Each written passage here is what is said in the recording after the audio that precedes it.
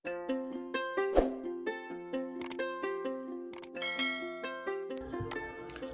kita lanjutkan lagi.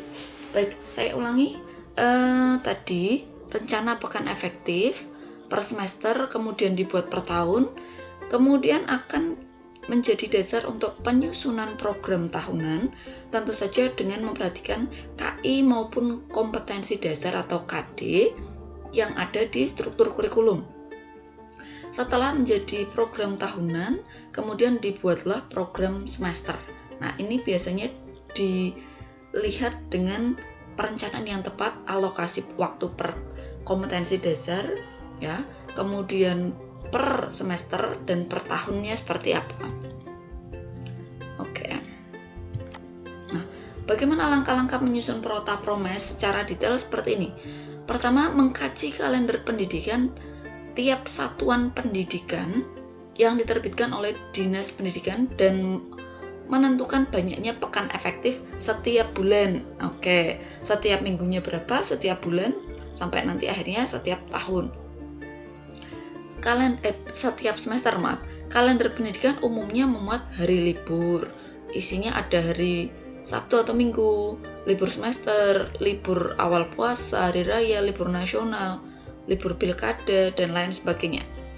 Untuk jadwal-jadwal ujian, ada UTS atau ulangan tengah semester, atau sekarang namanya PTS ya, penilaian tengah semester, penilaian akhir semester atau PAS, kemudian ada jadwal praktek dan perakiraan ujian nasional. Ini biasanya juga ada di dalam Kaldik. Kemudian mengkaji struktur kurikulum untuk menentukan jumlah jam mata pelajaran per minggu. Nah, struktur kurikulum ada di dokumen kurikulum. Per minggunya untuk IPA itu 5 JP seperti saya sampaikan tadi ya. Di struktur kurikulum ini juga sudah disampaikan kompetensi dasarnya. Kemudian mempelajari kompetensi dasar dan silabus untuk memperkirakan jumlah jam pelajaran yang diperlukan untuk pembelajaran masing-masing KD. Nah, kalau kita sudah tahu KD-nya, sudah tahu silabusnya, maka atau materi apa saja yang harus disampaikan dari alokasi waktu pekan efektif tadi, kita akan lihat kira-kira untuk materi yang seperti ini, misalnya suhu dan kalor, kedalaman materinya seperti ini, kira-kira saya butuh alokasi waktunya berapa minggu, gitu kan. Kemudian akan kita sinkronkan dengan waktu efektif yang sudah ada. Setelah itu menghitung pekan efektif per tahun dan per semester, per bulan, kemudian kita akan buat per semester dan per tahunnya. Selanjutnya adalah menghitung jam efektif KBM atau kegiatan belajar mengajar per semester. Selanjutnya, kita tentukan alokasi waktu per KD berdasarkan kedalaman dan keluasan materi. Oke, mengisi alokasi waktu dan KD pada format program tahunan, ada formatnya di Excel yang kemarin bagikan. Kemudian kita petakan, alokasi waktunya seperti ini, seperti yang saya jelaskan tadi ya. Alokasi waktunya per KD pada format program semester. Nah, ini adalah formatnya untuk minggu efektifnya. Misalnya Juli kita daftar dulu jumlah minggunya, tentu saja satu bulan ada 4 minggu. Nah, jumlah minggu efektifnya berapa? Misalnya karena Juli ini bertepatan dengan Idul Fitri biasanya, misalnya, maka yang efektif ini hanya 1 minggu. Tulis 1 minggu. Keterangannya di sini ada libur Idul Fitri gitu ya. Kemudian Agustus, September kita lihat semua sehingga ada jumlahnya. Nah, jumlah untuk minggu total ya. Kemudian jumlah untuk minggu efektif. Seperti itu.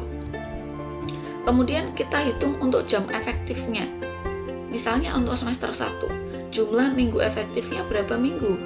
Jumlah efektif KBM berarti ada berapa minggu kali 5 jam pelajaran. Misalnya 1 minggu.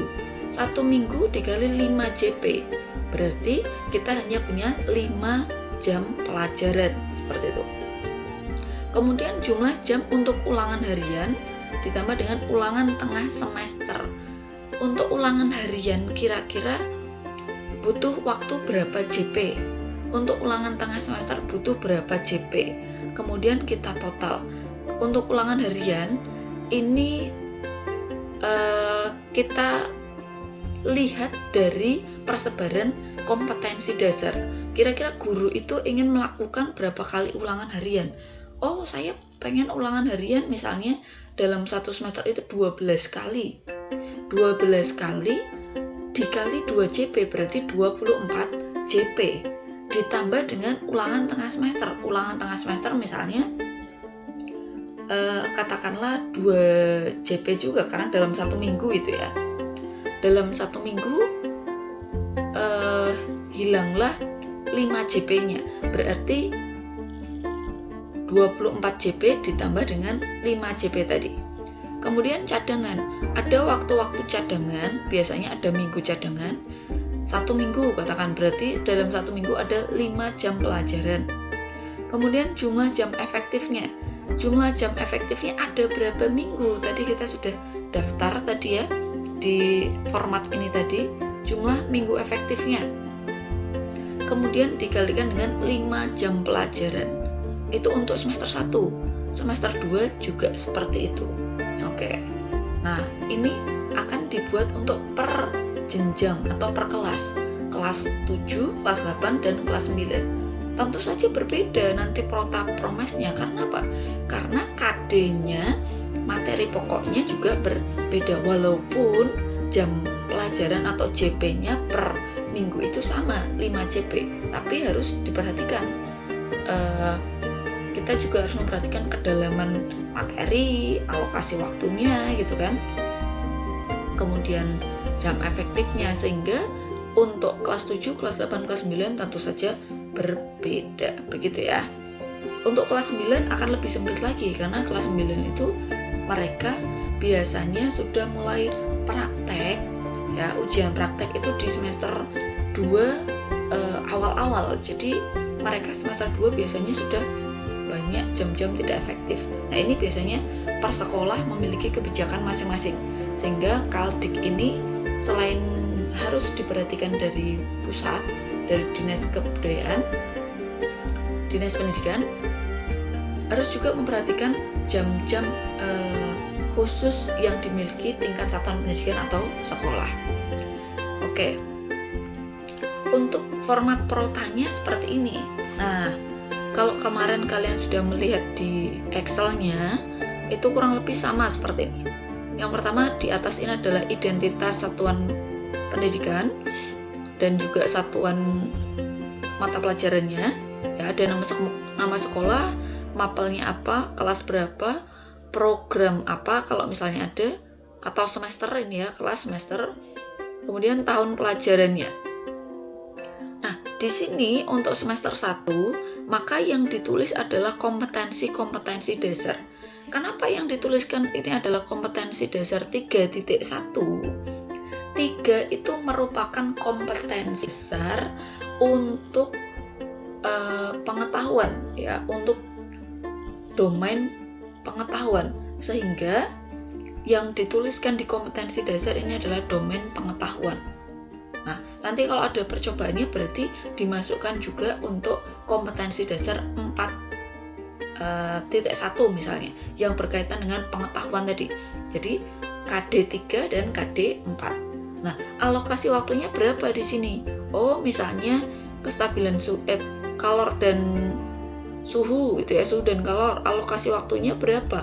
Saya butuh waktu 12 JP untuk menghabiskan satu materi pokok misalnya.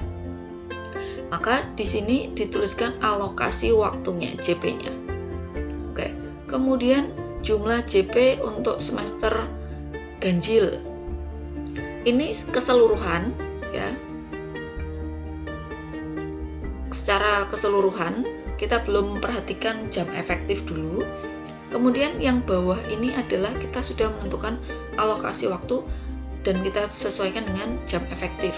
Jadi, kalau misalnya hanya ada per semester, katakan ada 6 bulan. 6 bulan berarti kali 4 ya, karena ada 4 minggu per bulannya. 4 kali 6 ada 24 dikali dengan 5 JP. 24 dikali 5 120 JP ini kan minggu totalnya, jam pelajaran totalnya. Apakah jam-jam efektifnya itu juga sama? Harus perhatikan kalender pendidikan gitu ya. 120 paling nanti tidak sampai segitu, paling hanya sekitar 80 atau 90 JP saja ya, karena ada banyak waktu yang tidak efektif. Untuk semester ganjil, nah kita perhatikan di sini sesuaikan dengan Kaldik, KD-nya sama dengan yang di atas ini tadi.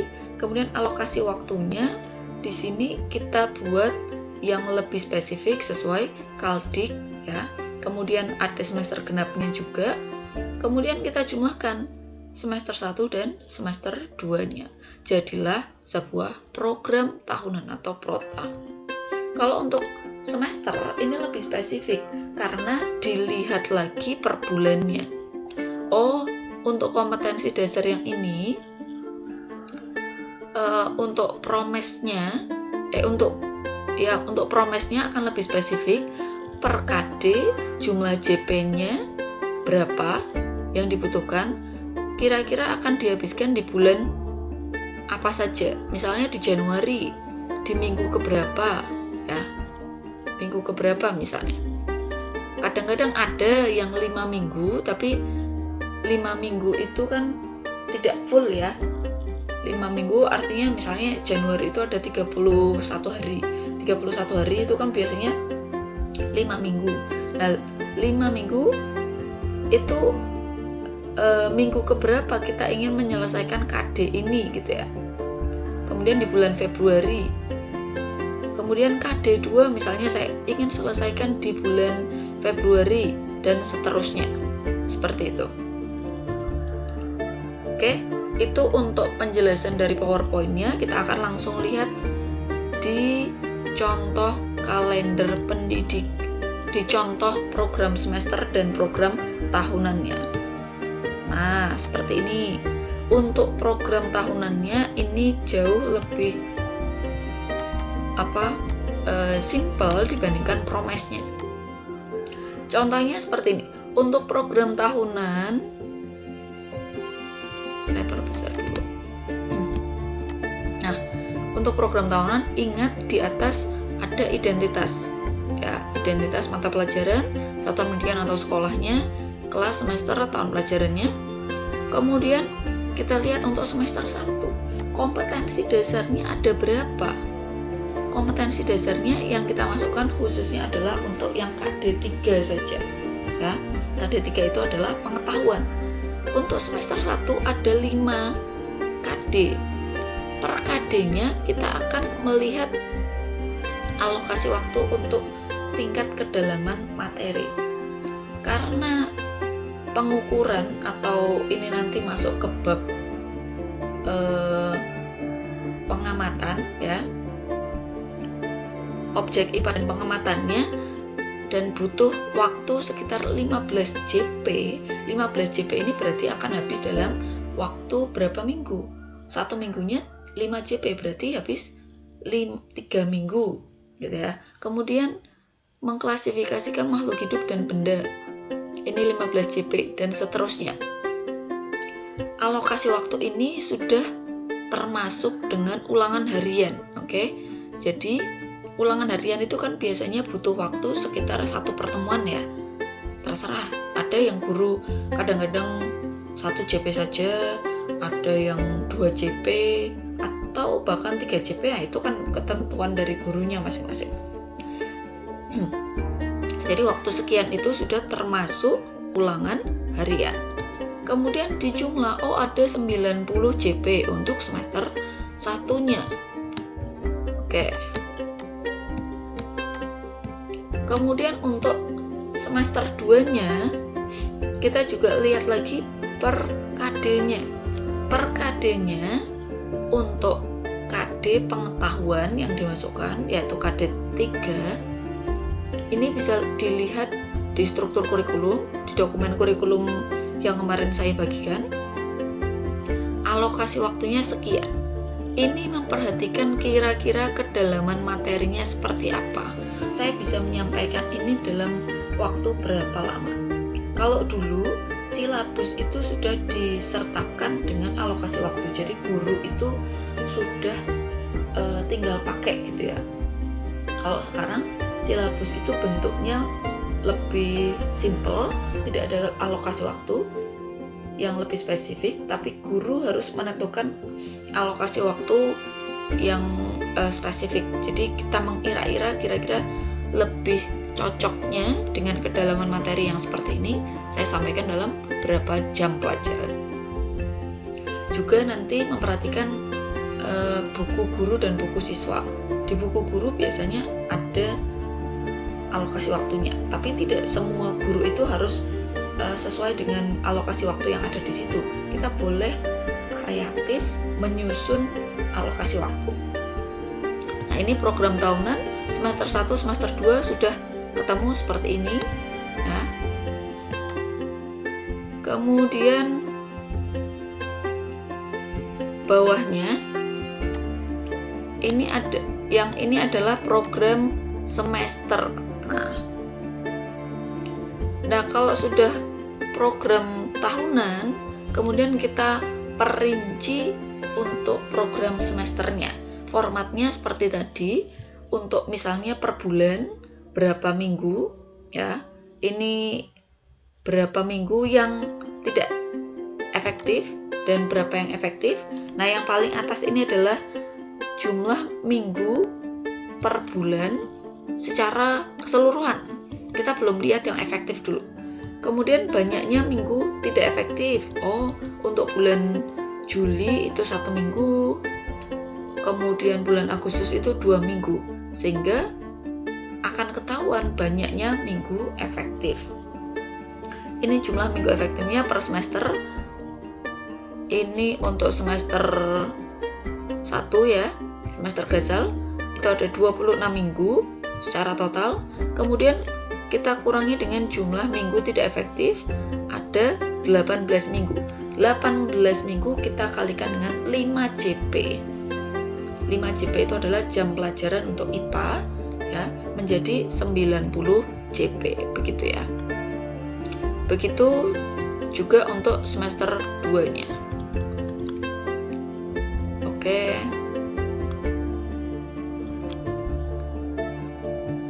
Itu adalah untuk prota dan promesnya. Kemudian kita harus perinci lagi. Nah, rinci lagi di sini alokasi waktunya kita akan perinci menjadi per KD, per materi pokok, bahkan sub pokok bahasan. Misalnya ini untuk KD 3.1. 3.1 ini adalah menerapkan konsep pengukuran berbagai besaran dengan penggunaan satuan. Masuk bab objek IPA dan pengamatannya. Kadang-kadang per buku itu beda-beda ya judulnya. Nanti kita akan lihat di silabus ya. Kemudian di sini yang ingin dijelaskan ada 7 sub pokok materi atau sub pokok bahasa. Ada penyelidikan IPA, pengukuran, satuan tidak baku, besaran pokok, sampai dengan pengayaan dan remedial. Nah, seperti saya katakan tadi, bahwa waktu JP per ini tadi ya, alokasi waktu ini tadi, misalnya 15 JP itu sudah termasuk dengan ulangan harian, bahkan kalau ada pengayaan dan remedial. Nah, di sini 15 JP. 15 JP-nya yang mana? Oh, saya ingin habiskan di waktu misalnya bulan Juli. Bulan Juli di minggu keberapa? Minggu kedua. Karena minggu pertama itu tidak efektif. Minggu pertama ada ini penyelidikan IPA, kemudian pengukuran, kemudian kalau sekolah ini ternyata menggunakan sistem 3-2. Ada juga yang 2-3, ada yang 2-1 atau 2-1-2. Itu tergantung kebijakan sekolah. Jadi masing-masing sekolah punya pelaksanaan pembelajaran yang beda-beda. Nah, ini nanti Wakasek kurikulum sudah menentukan jadwal pelajarannya per minggu seperti apa. Di sini ada minggu pertamanya untuk menghabiskan materi penyelidikan IPA dan pengukuran sampai dengan minggu keempat ya. Jadi 1 bulan itu digunakan untuk menyelesaikan materi objek IPA dan pengamatannya atau KD 3.1. Nah, begitu seterusnya untuk bulan-bulan yang lain. Oke, ini untuk rinciannya. Oke. Ini untuk per semester, ini ganjil, yang ini genap. Begitu ya. Oke, saya rasa untuk Prota dan Promes itu kita akan lihat selanjutnya untuk struktur kurikulum. Nah, struktur kurikulum kemarin saya berikan ini dokumen kurikulum, yaitu model silabus mata pelajaran SMP untuk mata pelajaran IPA. Kita akan lihat di sini. Ini isinya mulai dari rasional, kemudian bagaimana kerangka kurikulumnya, sampai dengan kompetensi dasar, materi pokok, dan pembelajaran. Kita akan lihat langsung di kompetensi dasarnya.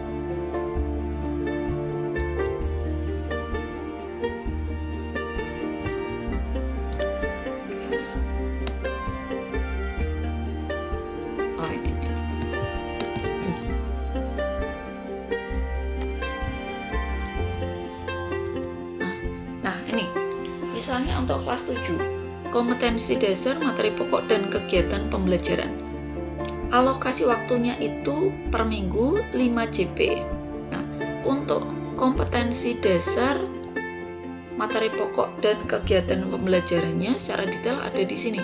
Ini adalah contoh silabusnya. Ya, pembagian materinya sebentar saya carikan.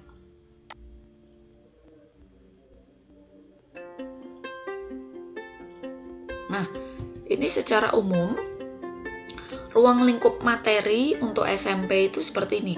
Kelas 7, kelas 8, dan kelas 9. Ini adalah materi-materi pokok yang ada di masing-masing kelas. Nah, kelas 7 itu ada objek IPA dan pengamatannya, ada klasifikasi makhluk hidup, kemudian sistem organisasi kehidupan, ada energi, interaksi antar makhluk hidup, pencemaran lingkungan, perubahan iklim, lapisan bumi dan bencana, tata surya, unsur senyawa dan campuran. Ini untuk 1 tahun.